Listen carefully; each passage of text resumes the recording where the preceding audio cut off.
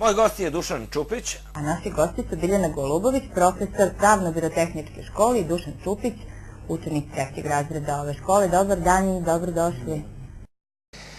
Prošle 8:30, gost u studiju Dušan Čupić.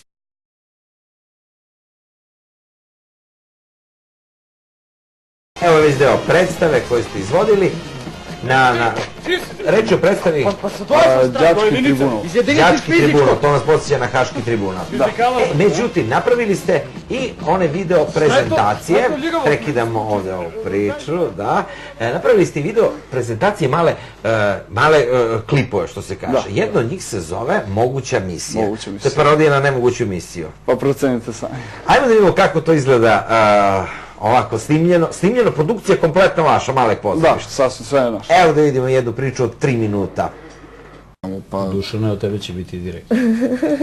Od tebe će biti direktor, ti si krenuo pravo u centar. Mi postojimo već 3 godine, od 2005. i u zadnje vreme smo se malo izvežbali, da kažem, da budemo profesionalniji. Pa radi se, eto, imali smo jednu dramu koja je bila nagrađivana i sad u zadnje vreme radimo kratke skečeve koje ocrtavaju naše društvo, probleme i neke stereotipe u društvu. Pazoli. To je malo amatersko pozorište, tako se zove. Svi ga znaju kao MAP. Ono je prvo napravljeno da bude virtualno pozorište, znači preko interneta je prikazivalo svoje predstave, a od skoro trudimo se da budemo i na televiziji. Drugarice i drugoj delegati, vreme je da se ja dostojanstveno predam. Živjeli!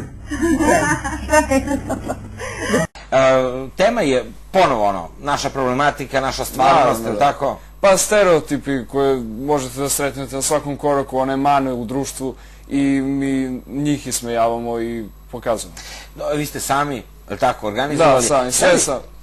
Tražio nekog pomoća, recimo počeo od onog prostora pa nadalje, da imate neki prostor gde će da vežbate, pa onda neku finansijsku pomoć, jel da, da se ja pitam i da sam ja neko u gradu, ja bih vas malo stimulisao sa 10, 15, 20 hiljada dinara, da radite još bolje. Toga nije bilo, a? Pa, nažalost nije bilo, nadamo se da će da bude, naravno, bilo bi dobro. Evo, vi ste pripremili, i to ste sve sami snimali, režirali, amaterskom kamerom radili, pripremili jedno 15-20 skečeva, pogledamo jedan od njih, jel tako, pa ćemo posle komentarišemo.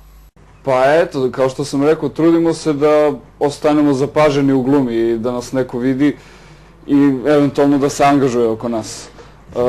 To je to, mi pokušavamo da se predstavimo u što boljem svetlu. Gledat ćemo i dalje u jutarnjem programu S vremena na vreme ove vaše skečeve i bit će prostora za ovakvu priču. Hvala Dušane, ja vam želim puno uspeha u radu, želim da, ono što se kaže, i dobijete neku konkretnu podršku i da završite tu dramu koja se piše uveliko i da napravite uspehe. Postoje te amaterske scene, takmičenja i da jednog dana prerastete u nešto mnogo, mnogo ozbiljnije. Hvala puno. Imate našu podršku u nastavku programa, dragi prijatelji.